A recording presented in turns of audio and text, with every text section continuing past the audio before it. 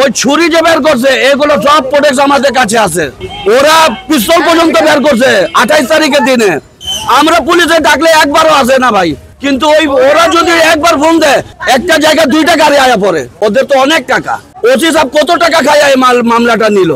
এই সালাউদ্দিন দারোগা জানে এই যে মামলাটা এখন নিছে, এই সামনে গত মাসের 4 তারিখে বলে, এই মাসের 4 তারিখে মনে হয় মামলাটা এন্ট্রি হয়েছে, আর গত মাসের 27 তারিখে ঘটনা।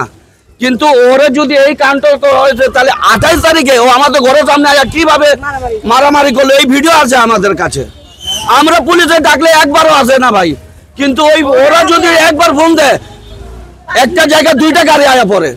ওরা পিস্তল পর্যন্ত বের করছে 28 তারিখের দিনে। পিস্তলটা আমরা ভিডিওতে নিতে পারিনি। ওই ছুরি যে বের করছে এগুলো সব প্রোডাক্ট আমাদের কাছে আছে। এরপর বম মারছে। ওরা এত গেঞ্জাম করার পর এই মহল্লাতে যারা যারা এদিন ছিল ওদের আল্লাহ ইমান দিলে ওরা কিন্তু বলবে যে এটা সত্য না মিথ্যা। এখন আপনারা আপনাদের পরিবারের পক্ষ থেকে কি চাচ্ছেন একটু বলবেন? এটা আমরা ইনসাফ চাই। আমরা বাচ্চারা যে এই যে আমাদেরকে যে আমরা আমাদের বাচ্চাদেরকে তো আমরা কোনোদিন চাই না যে এরা কোনো মামলাতে জড়িত হোক।